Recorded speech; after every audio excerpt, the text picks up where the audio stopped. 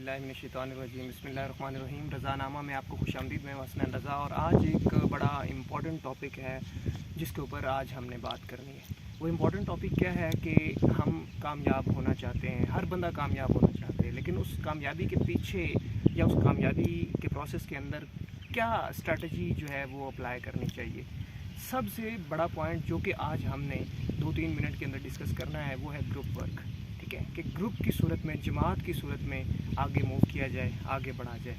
हमारे माशरे में एक बहुत बड़ा अलमिया है जो कि जेलसी फैक्टर का है, हसद का है। हम अक्सर मुंह से बोलते नहीं हैं लेकिन हम फिर भी थोड़ा बहुत हसद कर रहे होते हैं। हम किसी के आइडिया को सपोर्ट नहीं करते हैं, हम किसी के आइडिया को रिजेक्ट कर देते हैं। अब जब हम रिजेक्ट करते हैं तो वो एक और तरह का हसद होता है, हसद की एक अगली किस्म है। लेकिन जब हम दिल ही दिल में बुरा जानते हैं, जब हम दिल ही दिल में सपोर्ट नहीं करते, जब हम उसके साथ हाँ में हाँ नहीं मिलाते हैं, उसके पॉजिटिव जो स्टेप्स होते हैं किसी दूसरे बंदे के, तो उस सूरत में भी हम जेलसी फैक्टर हमारे अंदर शामिल होकर हम हसद कर रहे होते हैं। अब इस सारे के सारे हसद का ख़ात्मा जो है वो कैसे किया जाए और ग्रुप वर्क की तरफ कैसे आया जाए।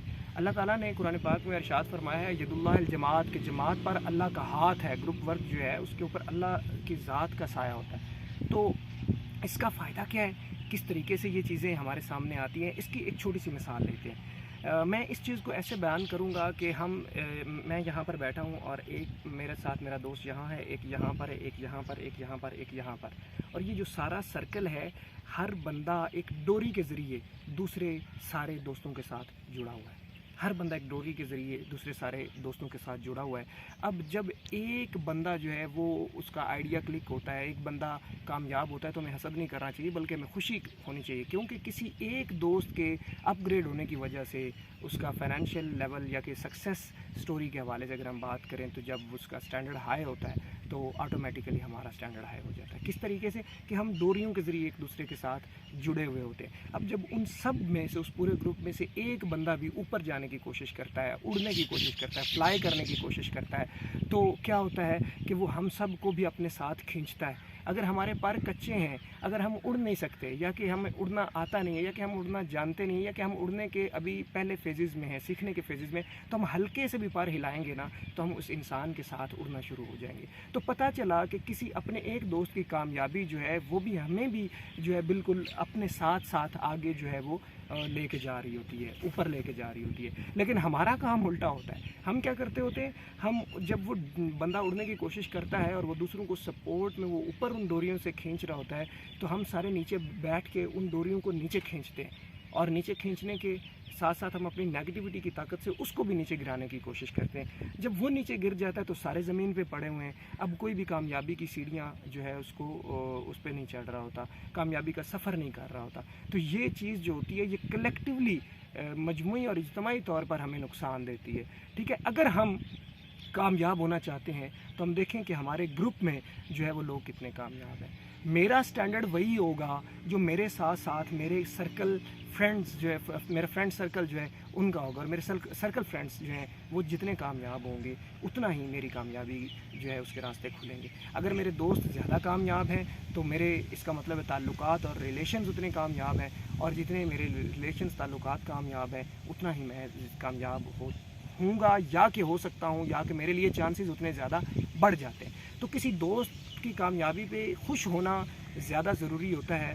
एक इस वजह से कि आपका दोस्त कामयाब हो रहा है, और दूसरा इस वजह से कि वो और आप एक डोरी के साथ जुड़े हुए होंगे, और जब वो ऊपर उड़ने की कोशिश करेगा तो ऑटोमेटिकली ना चाहते हुए भी वो आपको जो है वो अपने साथ ऊपर खींच लेगा।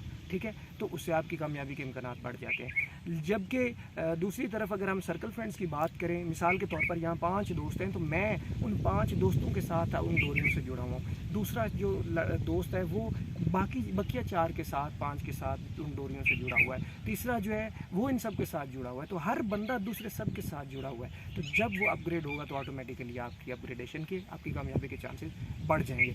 लिहाजा हमारी यहाँ तो कोशिश होती है कि हम उन डोरियों को नीचे खींचें ताकि सारे नीचे गिरे।